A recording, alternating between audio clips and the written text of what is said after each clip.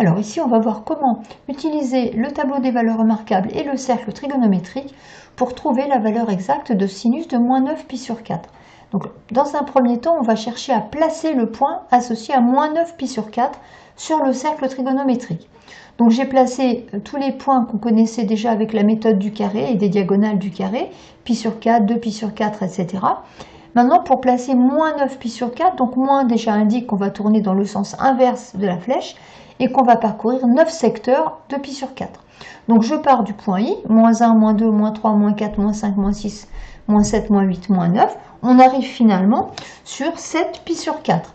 C'est-à-dire que finalement, ici, je vais avoir le point aussi, moins 9 pi sur 4.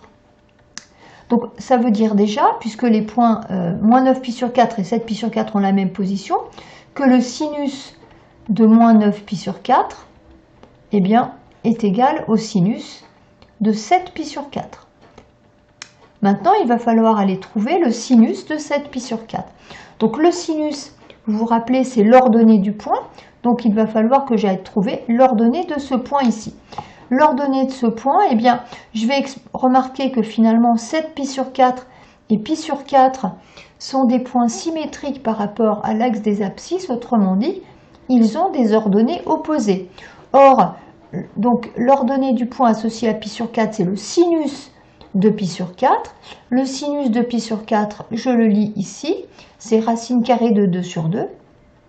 Et donc, puisque le sinus de 7 pi sur 4, c'est l'opposé, je vais avoir moins racine de 2 sur 2. Donc, pour le sinus de moins 9 pi sur 4, on va trouver moins racine de 2 sur 2. Alors, ici, on va voir comment trouver la valeur exacte de cosinus de 20 pi sur 3. Donc, j'ai placé sur le cercle trigonométrique les multiples de pi sur 3, comme on a appris à le faire en faisant le partage vertical en deux. Et donc maintenant, il s'agit de trouver la position du point 20 associé à 20 pi sur 3. Donc 20 pi sur 3, mais on va parcourir 20 secteurs égaux à pi sur 3 dans le sens positif puisque 20 est positif. Donc 1, 2, 3, 4, 5, 6, 7, 8, 9, 10, 11, 12, 13, 14, 15, 16, 17, 18, 19, 20. On arrive finalement en 2 pi sur 3. C'est-à-dire que 20 pi sur 3 a la même position que 2 pi sur 3. Autrement dit, pour lire le cosinus de 20 pi sur 3, il suffit de lire le cosinus de 2 pi sur 3. Alors 2 pi sur 3, il n'est pas dans notre tableau des valeurs remarquables, mais on s'aperçoit que 2 pi sur 3 et pi sur 3 sur le cercle sont symétriques par rapport à l'axe des ordonnées, donc ils vont avoir des cosinus opposés. Le cosinus de pi sur 3, je le lis dans mon tableau, je sais que c'est 1/2. Donc ici, je sais que j'ai la valeur 1/2. Et comme ici, on a une symétrie verticale, donc l'opposé, moins 1/2. Donc finalement, expérimentalement, c'est-à-dire en plaçant notre point, en faisant tourner notre point sur le cercle, on trouve que le cosinus de 20 pi sur 3 est égal à moins 1/2. Alors, en faisant ceci, on s'est rendu compte qu'on avait fait quand même plusieurs fois le tour. Donc, ce qui pourrait être intéressant, c'est de prévoir combien de tours ont été faits quand on a parcouru 20 pi sur 3 pour les éliminer dès le départ et faire un trajet plus court. Donc, pour faire ça, on va écrire que 20 pi sur 3, eh bien, finalement, c'est 20 fois pi sur 3. Donc, c'est 20 secteurs égaux à pi sur 3. Alors qu'un tour, donc un tour, c'est finalement, c'est 2 pi. Donc, un tour, ben, c'est combien? C'est 1, 2, 3, 4, 5, c'est 6 secteurs, donc 6 fois pi sur 3. Donc, quand je fais 2 tours, eh bien, j'en fais le double. Donc, je vais faire 12 fois pi sur 3. Si je fais 3 tours, j'en fais 3 fois plus. Donc, je vais faire 3 fois 6, 18 fois pi sur 3. Et donc là, on se rend compte que finalement, quand on a fait 20 pi sur 3 ici, 20 pi sur 3, eh bien, on a fait 3 tours, puisque 20 pi sur 3, donc c'est 18 pi sur 3, 3 tours plus 2 fois pi sur 3. Donc, on peut écrire que 20 pi sur 3, finalement, c'est 3 tours.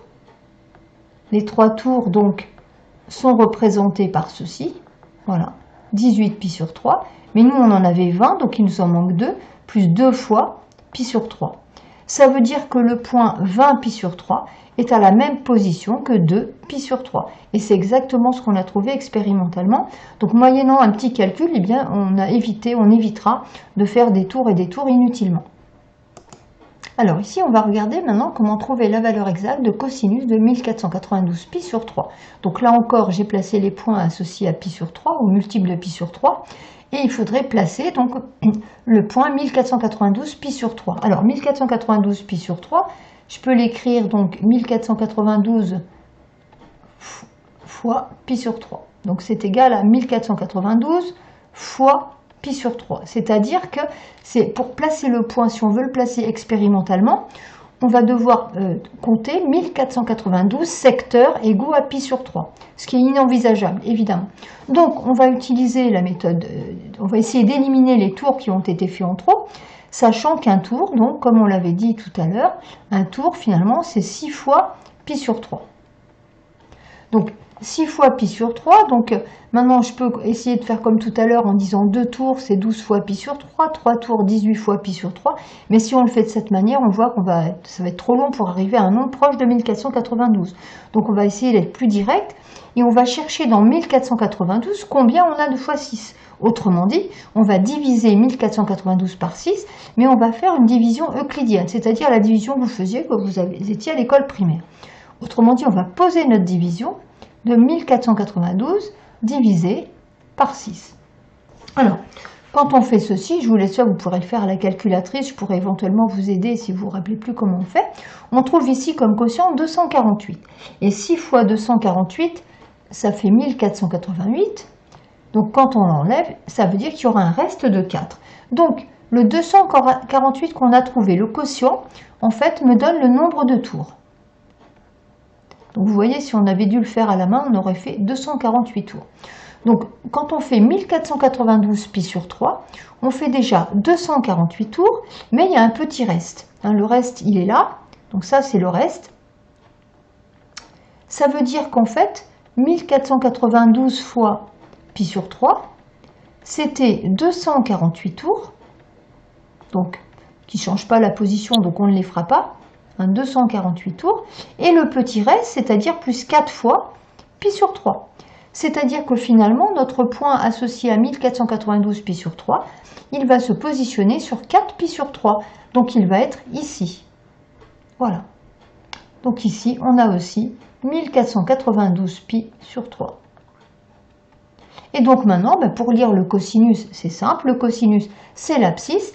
Il suffit de lire l'abscisse de 4 pi sur 3, c'est-à-dire il suffit de lire cette valeur-là, mais 4 pi sur 3 et pi sur 3 qui était dans le tableau, vous le voyez ici, 4 pi sur 3 et pi sur 3 sont symétriques, et vous voyez qu'ils ont des abscisses, donc des cosinus opposés. Le cosinus de pi sur 3, c'est toujours dans notre tableau, c'était 1/2.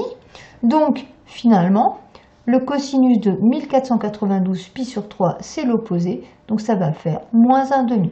Donc cosinus de 1492 pi sur 3 est égal à moins 1/2. Donc voilà comment procéder. Donc la méthode ici, en résumé, si on le fait expérimentalement, donc là c'était pas possible, donc on fait une division. On dit qu'un tour c'est 6 fois pi sur 3, donc on divise 1492 par 6. Donc vous pouvez le faire à la calculatrice. À la calculatrice, quand vous calculez 1492 divisé par 6, en fait vous allez trouver 248, quelque chose. Donc vous ne vous occupez pas des décimales, mais ça veut dire que votre quotient ici, c'est 248. Ensuite, vous calculez 6 fois 248 à la calculatrice, ça va faire 1488, et vous faites vos soustractions, ce qui fera 4. Et le reste vous donne le supplément, donc finalement, vous donne la position du point. Le quotient, c'est le nombre de tours, donc on ne les fait pas puisqu'ils ramènent à la même position, et le reste me donne la position du point.